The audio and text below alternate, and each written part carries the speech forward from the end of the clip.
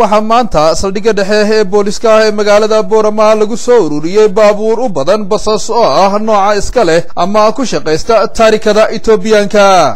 baabuurtan ayaa waxa kale oo ay yihiin kuwo inta badan isaga goosha xadka u dhaxeeya Somaliland iyo Itoobiya isla markaana ka rakaabsada ama rakaabka keena gudaha magaalada Boorama. xarunta saldhigga dhexe oo ay booqatay shabakada wararka ee Lughaye News ayaa waxa ay halkaasi kula kulantay taliyaha taraafikada ee gobolka Awdal Mudane Axmed Daahir, waxaana uu ku micneeyay soo ururinta gawaadidan taarikada Itoobiyaanka ah leh arrimo sharci. sababta koowaad waxa weeye bahorta in aan sheegarino wixii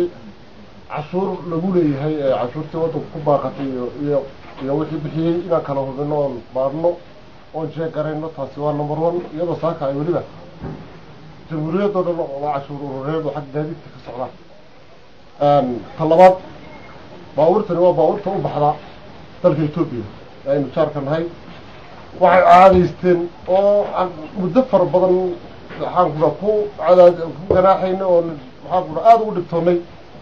in ay numberka Somaliland shirka dhigtaan ka soo Itoobiyaanka ku dhigstaan xaqooda iyagoo sharcigu yahay markay Itoobiya joogaan ka Itoobiyaanka inay soo saartaan kan markay soo waddankeena soo galayaan ay balad numberkii Somaliland ku xidhaan. dhinaca kale waxa qaabkan ay arinta u maareeyeen ciidamada boolisku ka biyadiidsanaa milkiilayaasha baabuurtaasi Itoobiyaanka. saaka dawladda meesha noogu timiday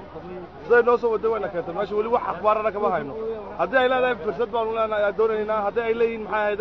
waxbaad biisan wali waxba noolama sheegin. laakiin go'aanka waxaan ka sugaynaa golaha maxay ahayd taliyaha taraafikada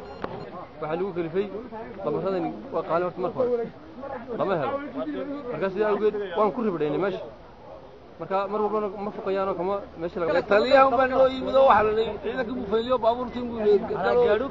xeeya stage-ka geeyo buu ma sheegin wali isaga ka sugan akhbaarka inuu noo sheego wax uu lagu haysto. gawaadhidan u baxa dalka Itoobiya ayaa waxa ay yihiin goobo ay inta badan ka shaqeystaan dadweyne aad u tiro badan, waxaana soo qabashadan maanta lagula kacay baabuurtani ay saameysay quutal daruuriga qoysas tiro badan. kaariyaasha ku dhaqana magaalada Boorama ee inta badan kireeya gawaadhidan Itoobiya ayaa waxa ay iyaguna arintaasi ka bixiyeen dareenkooda ku aadan. waxaan lagu wacanano gaari kiree mooyaane lambarada ayaa waxba weydiinay baan dawladda ku shaqada ma aanu kuma ogolaan waxa sharci ka dhaxeeya dirawalka iyo dawladdu ka dhaxeeya. waxay tahay inuu qaarin sharci la banaay gaari warwartii wixii soo tagay istaanka marka uu soo taago rakaab bay manaya waanu saarena lacagtan ka waran oo saabirana laakiin saaka waxaan u yimid taraafikada hawta gibiga soo uriyay keesu ku geeyay marka uu jeekan ma ku sameynaya waan kala cabeynaya kiilisa loo sideynaya kiilin markii soo geeyana oo sideynaya ka kala laga soo talabasha. si kasta arintu ha ahaatee falkan maanta dhacay ayaa waxa uu hagardaamo culus ku ahaa rakaab tiro badan oo subaxnimadii hore ee saaka qaarkood la saaray gawaadhidaas isla markaana markii dambe halkii ay uga boqoli lahaayeen dhinaca dalka Itoobiya xaruntoodu noqon soona caga dhigtay saldhigga dhexe ee booliska ee magaalada Boorama isla markaana aanan weli xal loo hayn in lagu wareejinayo gawaadhi kale iyo inay gelinka dambe ee maanta ka amba bixi doonaan gudaha magaalada Boorama. si kasta arintu ha ahaatee maha aha wax iska caadi ah in la arko ciidamada taraafikada ee gudaha magaalada Boorama oo inta badan u shaqeynaya qaab la mid ah qaabkii ay maanta u shaqeeyeen, waxaana ay magaalada Boorama marba marka ka dambaysa sii noqonaysa